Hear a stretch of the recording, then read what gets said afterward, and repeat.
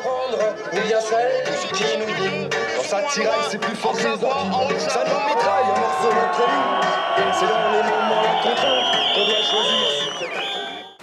Alors effectivement, je remercie les Gilets jaunes parce que mon livre a connu du coup, c'est très intéressant de voir, parce que ça c'est aussi une chose qui se répète dans l'histoire. Les mouvements sociaux, les grandes luttes sociales, elles prennent toujours les élites par surprise. Là, je montre dans le livre comment en 68, ça fait quelques mois avant, on disait la France s'ennuie. En 1848, c'était une surprise. Je crois que Marx parle de la divine surprise même pour les républicains, parce que voilà. Donc, moi je montre dans le livre justement que même la Commune de Paris, un an avant, ou un éminent professeur de la Sorbonne qui dit on ne pourrait plus avoir jamais aujourd'hui en France des mouvements comme celui de 1848. Vous voyez, quelques mois après ça a explosé. Donc c'est ça qui est réjouissant finalement, hein, de mettre en échec les experts. Je crois qu'on ne peut pas être plus réjoui parce que quand on les voit tous les soirs nous seriner leur truc.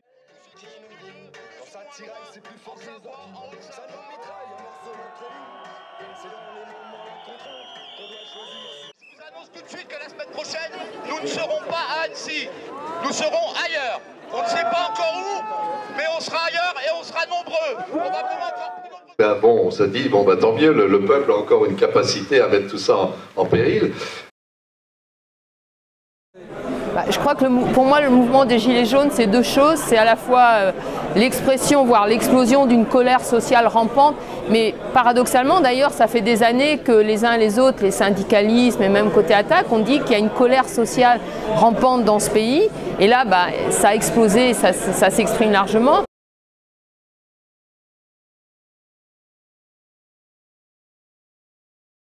Et c'est aussi, je crois, l'expression de ce qu'on appelle une crise politique, une crise de la démocratie, là aussi qui est analysée depuis des années et qui s'exprime très largement aujourd'hui dans le mouvement des Gilets jaunes. Alors le mouvement des Gilets jaunes, il est divers, il est compliqué, il est composite, mais j'ai déjà dit d'ailleurs qu'un mouvement social important, il n'est jamais chimiquement pur.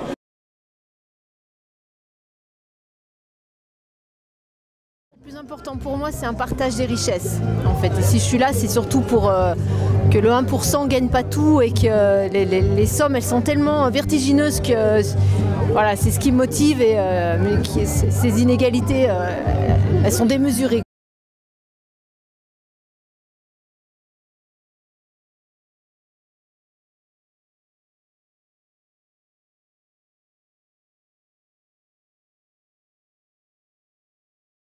Les contradictions qu'il y a dans la société, que ce soit sur les questions du sexisme, de l'homophobie ou du racisme, on les retrouve parfois dans les mouvements sociaux. Alors là, la différence, c'est qu'évidemment, on retrouve des gens qui sont finalement ceux qu'on n'entend jamais. C'est-à-dire, je crois que c'est aussi une des caractéristiques de ce mouvement. Et ce mouvement, quand on regarde finalement ce qu'il exprime, ce qu'il revendique, pour moi, c'est assez incroyable parce que c'est vraiment des revendications très très politiques. C'est-à-dire que ça va de la question du partage des richesses, en tous les cas, c'est pas forcément dit comme ça, mais c'est vraiment à ça qu'on touche, à la question effectivement de la démocratie. Qu'est-ce que c'est la démocratie aujourd'hui quand c'est les finances qui dominent les choix politiques qui sont faits au niveau d'un pays, au niveau de l'Europe, voire au niveau international. Pas normal que des gens travaillent et aujourd'hui ils dorment dans leur voiture malgré qu'ils travaillent. C'est pas normal que quand tu vas à l'hôpital avec ton gamin qui s'est blessé, t'attendes 5 heures parce que les infirmières sont débordées. C'est pas normal que des mères de famille disent qu'ils ont pas faim à leurs enfants alors que c'est pas vrai. Ils peuvent pas nourrir tout le monde. Des mères de famille se privent aujourd'hui pour nourrir leurs enfants et eux ils se nourrissent pas. C'est pas normal qu'un ministre dise j'ai une solution pour les pauvres, ils ont qu'à faire un repas tous les 2 jours. Alors eux ils font 3 repas et un goûter. C'est pas normal. Bravo.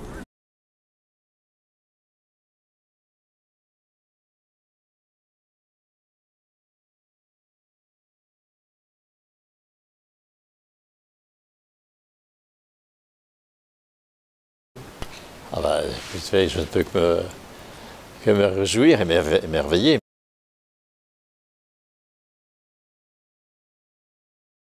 Que des personnes qu'on croyait, je ne sais pas comment dire moi, accablées ou sans ressort politique, se révèlent en réalité particulièrement inventifs, adroit, habile dans la poursuite longue, de plus de 2 mois déjà, d'une action collective qui à la fois visibilise des gens qu'on prétendait invisibles et puis met en avant des revendications tout à fait intéressantes. Alors,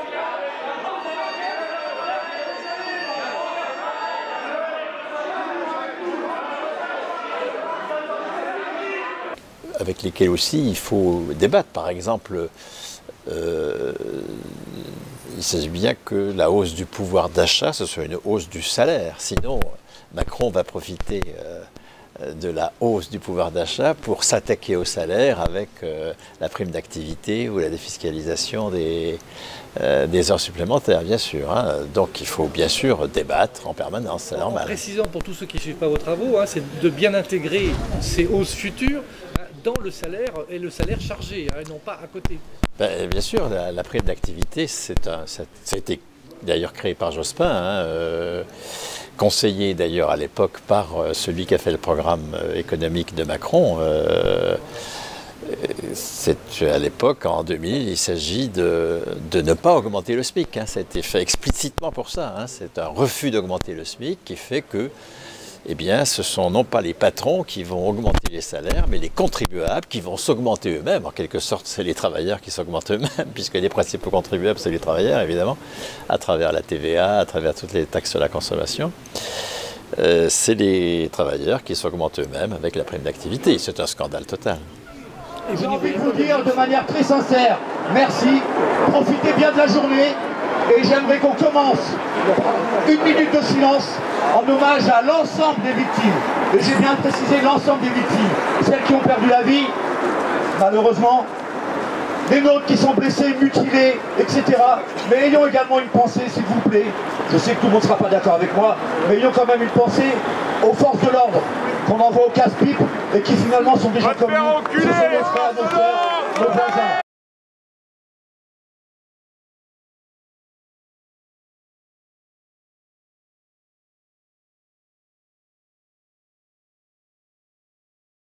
Tout ce que je croise dans mes recherches, c'est-à-dire la force de ce peuple français.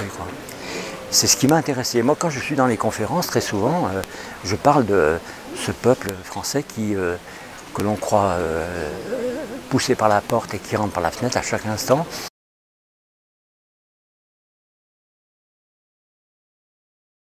Et souvent, il y a des doutes, c'est-à-dire, ouais, mais je me souviens qu'il n'y a pas très longtemps, quelqu'un disait, mais regarde, ça fait au moins, ça fait depuis 68, ça n'a pas bougé. Ça.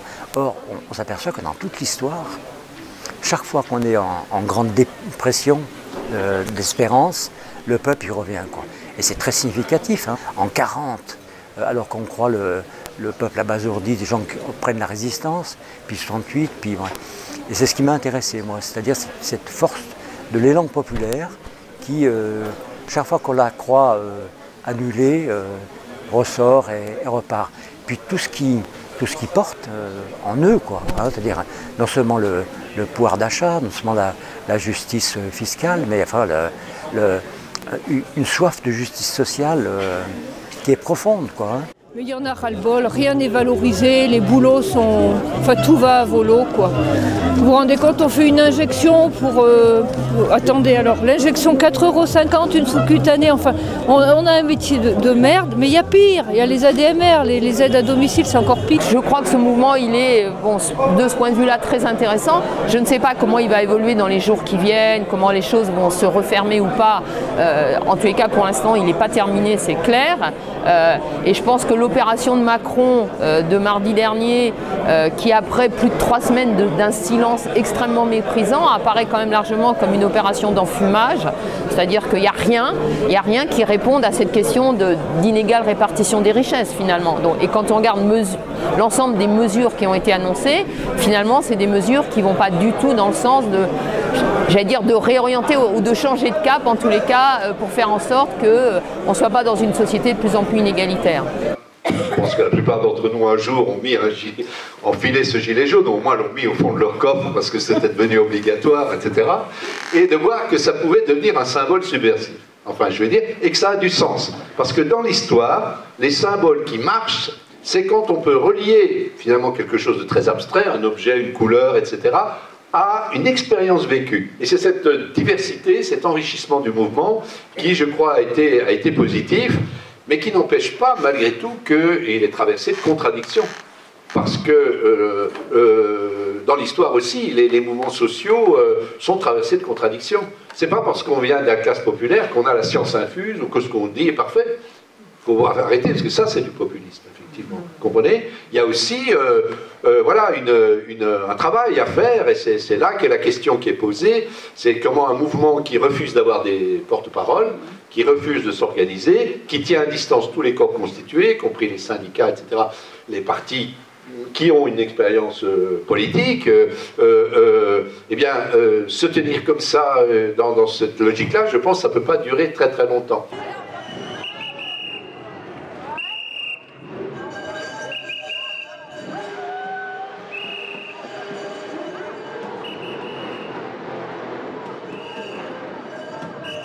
C'est ici les fake news.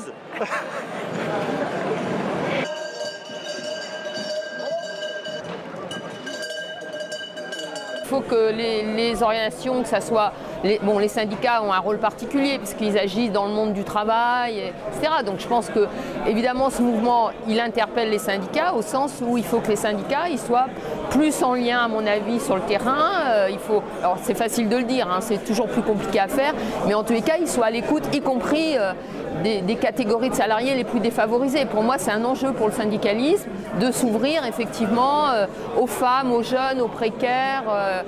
Bon, voilà. Donc ça, l'attentisme signe une forme de rétraction du syndicalisme sur lui-même, tellement ce sont des organisations qui sont dans la défaite depuis des décennies, ce qui d'ailleurs a entraîné, hélas, une forme de suspicion sur leur utilité chez les Gilets jaunes, alors que bien sûr qu'il faut absolument travailler à l'articulation de ces deux militances, la militance Gilets jaunes et la militance syndicale, évidemment. Il y a la réalité nationale des appareils syndicaux et il y a aussi ce qui se passe sur le terrain. Et ce mouvement des Gilets jaunes, c'est d'abord un mouvement local pour moi, même si évidemment il y a ce qui se passe à Paris et tout ça, mais c'est d'abord un mouvement ancré dans le terrain et c'est ce qui fait sa force aussi. Et ce qui fait d'ailleurs que le monde politique ne l'a pas compris tout de suite, parce que c'est effectivement des gens qu'on n'entend pas d'habitude, etc.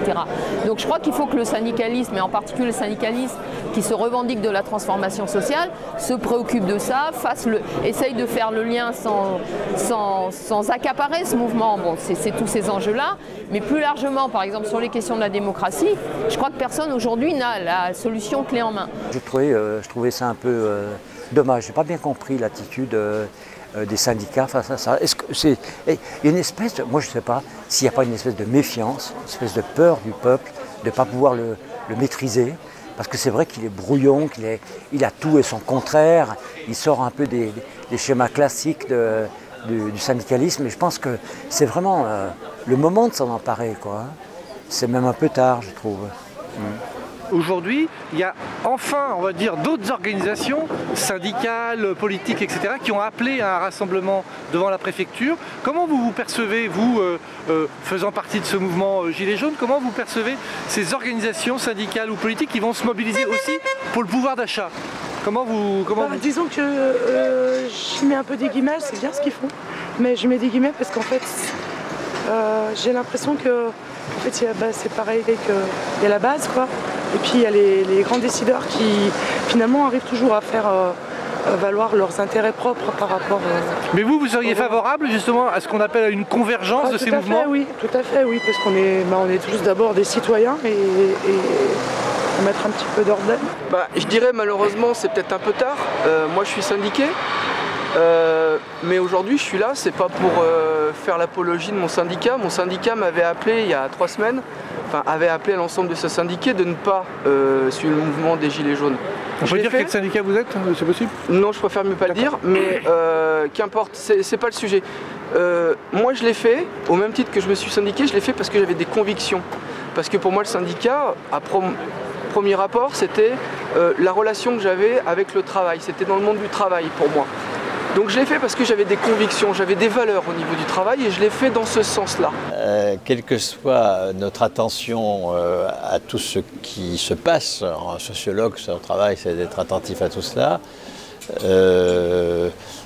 C'est possible que nos grilles de lecture aient laissé passer, enfin c'est évident même, aient laissé passer des exaspérations et surtout des formes de mobilisation possibles qu'on n'a pas vu venir, oui bien sûr. Oui. Et du coup, comme on n'était pas habitué, on a peut-être cédé aux sirènes à l'heure scandaleuse d'avoir qualifié ça, je sais pas quoi, extrême droite, tout leur débeau, je sais pas quoi, enfin il s'est dit absolument n'importe quoi.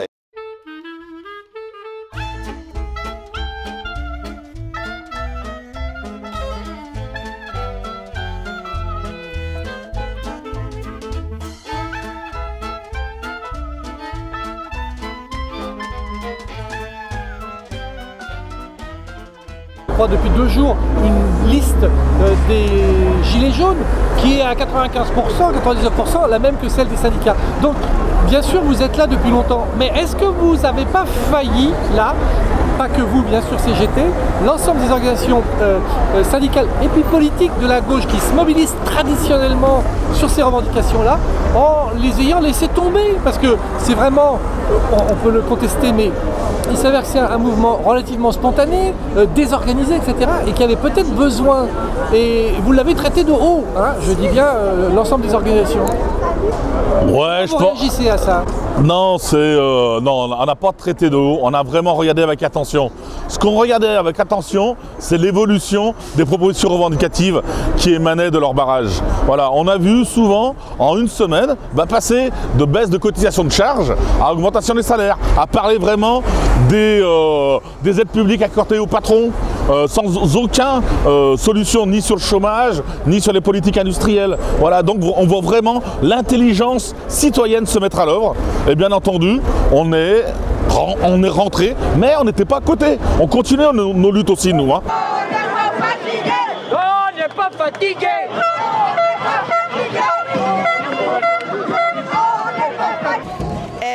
Je ne comprends pas que nos responsables, nos gouvernements, nos élus n'entendent pas, ne veulent pas, ne voient pas le divorce profond qu'il y a entre eux et nous. Voilà, c'est tout. Ce n'est pas la taxe de l'essence, l'augmentation de l'essence qui fait qu'on soit là. C'est la goutte qui a fait déborder le vase. Ça fait trop longtemps que n'importe quel président nous taxe, mais alors lui, il a fait fort. Alors qu'il se remette dans sa banque. Voilà. Moi, mon père a fait le Front Populaire en 1936. Aujourd'hui, ils sont en train de casser tout ce que nos parents ont fait. Et tous les jeunes d'aujourd'hui, il n'y en a pas un qui a cette gueule pour l'ouvrir. Vous allez passer du Front Populaire à l'extrême droite? Mais mon père l'a fait aussi. D'accord. La taxation du carburant aujourd'hui, c'est toujours encore une fois, c'est toujours axé sur les mêmes personnes. Alors qu'on sait très bien que la taxe sur carburant ne changera rien du tout au problème. Que si on veut vraiment faire une écologie qui soit responsable, une écologie qui soit réelle, il faut commencer par changer notre politique extérieure, notre politique internationale, parce qu'il faut savoir que c'est bien beau de traiter les automobilistes de feignants et de réfractaires parce qu'il y a une taxe et que c'est normal, quand on est tapé au porte-monnaie et qu'on gagne que dalle, c'est normal qu'on soit en colère, alors que à côté de ça, vous avez des longs courriers, vous avez des personnes qui jouissent d'un droit faramineux, pas de taxation sur le kérosène, pas de taxation sur les bateaux, qui a une politique sur l'uranium qui est plus que discutable, qui a un champ nucléaire aujourd'hui qui est en danger. Enfin, c'est une multitude de choses qui fait qu'aujourd'hui, l'écologie, c'est vraiment un prétexte. Donc là, je pourrais citer des colères organisées par la CGT dans les entreprises.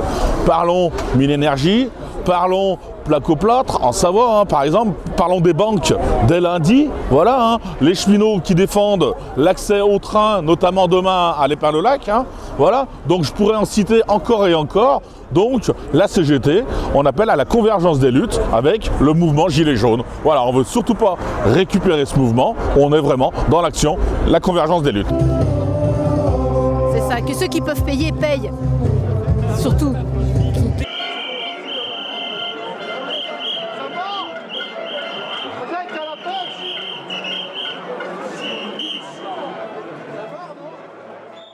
Je repose cette question, est-ce que vous n'avez pas failli au niveau des actions? Par exemple, aujourd'hui, on va dire, sans médisance, c'est le degré 1 ou 2 d'une mobilisation, faire une manifestation devant une préfecture. Mais les Gilets jaunes, depuis 15 jours, ils sont à l'échelle 8 ou 9 des actions, c'est-à-dire qu'ils bloquent, etc. et ils sont seuls. Et on sent qu'il y a un ressenti, que ce soit sur les réseaux sociaux ou sur le terrain, contre les directions départementales ou confédérales des syndicats qui ne sont pas à la hauteur. Est-ce que là, de nouveau, on n'est pas dans un indicateur d'un fossé entre ce que proposent les directions syndicales et cette mobilisation? Alors, il faut regarder avec attention aussi leur mobilisation. Ils ont commencé le 17 novembre par bloquer notamment les VRU, voilà. Petit à petit, ils sont vus que ça bloquait peut-être beaucoup les citoyens qui allaient travailler, qui n'avaient rien à voir avec les patrons qui imposent des bas salaires, qui imposent des conditions de travail dégueulasses, et ni surtout avec Macron.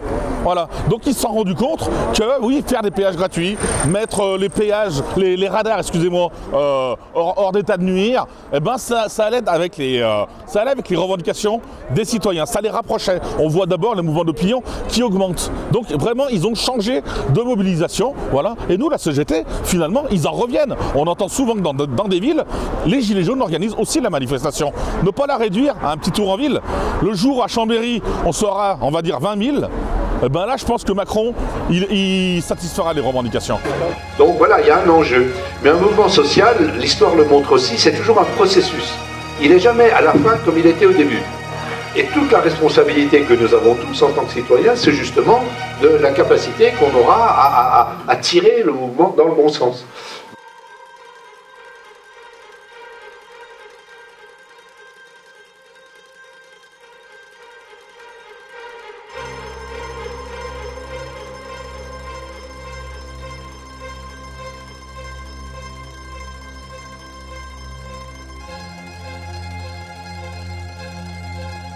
Assez fondamental dans ce mouvement, c'est que ce mouvement il recrée du lien social là où les gens sont. Et moi je crois que c'est ça qu'il faut travailler, accompagner et travailler, faire en sorte que ce soit les organisations syndicales ou un mouvement comme Attac fasse aussi de ce qu'on appelle dans notre jargon l'éducation populaire, c'est-à-dire que par exemple Attac apporte son expertise sur la finance, sur les inégalités de richesse, etc., sur le lien entre transition sociale, transition écologique par exemple, sur injustice fiscale aussi, et bien apporte cette expertise à la population pour que les gens s'en emparent et eux-mêmes construisent leurs revendications.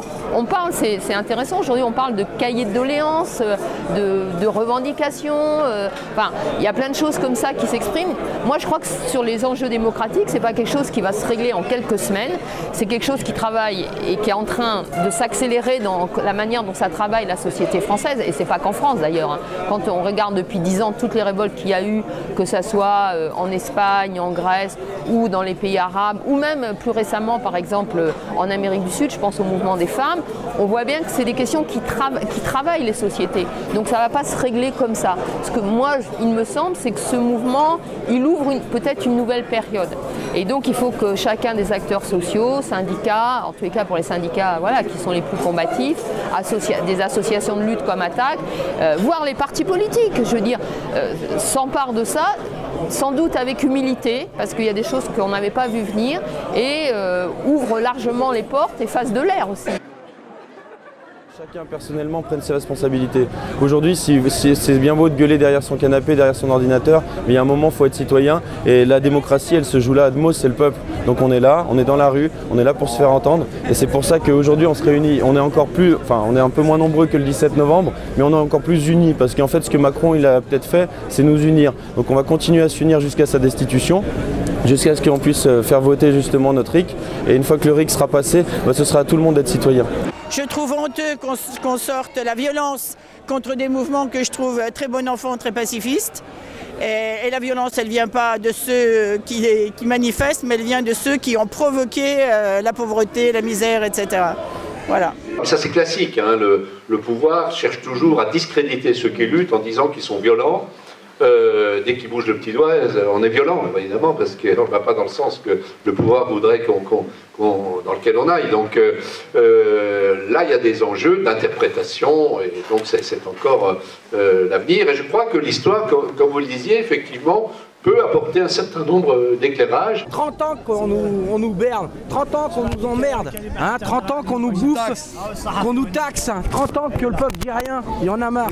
Aujourd'hui, il y en a marre. Tiens-nous comme ça si tu veux, il n'y a pas de souci. Parce que là, ça fait trop de bruit. Il y a 30 ans, ça fait 30 ans qu'on nous berne, 30 ans qu'on nous emmerde, hein, à nous prendre notre fric. Là, maintenant, le peuple, il se soulève et il y en a marre. Voilà, maintenant, c'est comme ça. Moi, je pense que c'est le fond même du peuple français qui traîne ça. Je compare vraiment ça à 1788, par exemple. On parle beaucoup des correspondances avec la Révolution française, mais 1788, c'est ça. C'est un peuple totalement écrasé, qui semble-t-il n'a plus d'espoir. Et puis un jour, on leur dit, enfin moi j'ai cette image d'un film qui s'appelle 1788 de Faïvik, où on voit ces paysans qui arrivent pour remplir des cahiers de doléances. Et le gars dit, allez-y, parlez. Les gens, ils ne parlent pas, ils sont muets. Puis d'un seul coup, la parole vient à flot, quoi. Moi, je pense que c'est ce petit peuple déshérité. C'est la journée des Tuiles de Grenoble. Oui, de juin 1788, quoi. Et qui fait naître les États généraux de 88 et ensuite tout le courant révolutionnaire, quoi. Quand les mesures de l'état d'urgence ont été transférées dans la loi, on a été beaucoup à dire que c'était un élément central pour réprimer les mouvements sociaux. Et c'est pas un hasard d'ailleurs si depuis 2-3 ans, je pense aux luttes contre la loi travail, aux luttes du printemps des cheminots, il y a eu quand même de la répression extrêmement forte. Bon. Et donc là évidemment, on est à nouveau dans le même chantage, c'est-à-dire vous devez arrêter vos manifestations, vous devez arrêter de descendre dans la rue au nom de l'état d'urgence, au nom de la sécurité du pays. Or, bien évidemment, quand on regarde les choses lucidement, il n'y a pas plus de raison d'arrêter de manifester demain et après-demain, le 14 et le 15 décembre, qu'il y avait il y a une semaine avant l'attentat. Je veux dire que cet attentat aussi dramatique, et je veux dire, il nous fait mal à tous, mais pour autant, les raisons de descendre dans la rue, elles sont toujours là. Elles étaient là la semaine dernière, avant l'attentat, elles sont encore là. Donc évidemment, voilà, on a appelé, enfin côté attaque avec d'autres organisations, on a appelé à descendre dans la rue, et demain 14 novembre, ce vendredi, à l'appel des organisations syndicales, et samedi à l'appel à la fois des Gilets jaunes, mais aussi de beaucoup d'organisations syndicales, y compris locales, qui appellent aussi à descendre dans la rue en lien avec les Gilets jaunes. La question de la hausse du salaire, hein, ça c'est pas simplement du SMIC, hein, de l'ensemble des salaires, c'est tout à fait décisif. Mais ce qui me paraît le plus absent des positions des Gilets jaunes, et ça n'est pas absent que des positions des Gilets jaunes, c'est la mise en cause du capital. Le capitalisme est absent complètement de cette affaire, il n'est pas nommé. Le néolibéralisme n'est pas nommé. La puissance du patronat qui est à l'origine précisément des difficultés dans lesquelles se trouvent les territoires, dans lesquels se trouvent tout un tas de catégories de travailleurs, elle n'est pas du tout mise en cause. Les choses se dirigent soit vers le gouvernement, soit vers la personne de Macron, ce qui est évidemment légitime compte tenu du personnage, mais qui n'est vraiment pas suffisant. Enfin là, il faut absolument que la cible devienne le patronat. Gens qui s'opposent aux gilets jaunes parce qu'on est blocage. Alors moi je suis un peu contre les blocages de manière générale, parce que je pense que ça dessert la cause. Mais quoi qu'il en soit, même si ça peut embêter le confort de certaines personnes, les blocages, voilà, le mouvement des Gilets jaunes, si on ne le soutient pas, ça veut dire qu'on est pour la politique de Macron, pour ce régime totalitaire, que j'estime totalitaire. Là maintenant, moi ce que je vois chaque jour, c'est incompréhensible. La violence faite aux Gilets jaunes, je ne comprends pas. Incompréhensible, inacceptable. Ça peut faire du bruit, en capitale, en lettres d'imprimerie. Un jour sans appartenance, une nuit sous la tangente de l'oubli. En cas de coup dur, parler de ses soucis, faire marche arrière ou encore dire oui. À chacun sa couverture, pour se réchauffer si ça vous dit.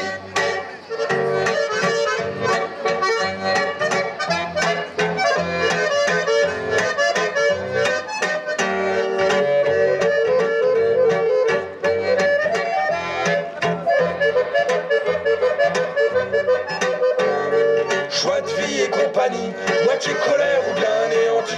Quand on prend dans les dents une barrière, pique ça pique encore plus que des orties. Y a des remèdes quand y a pas que des youpies. On fait une trêve et puis on réfléchit à la direction à prendre, ou bien celle tiraille, c'est plus fort que les ordures. Ça nous mitraille en morceaux notre vie.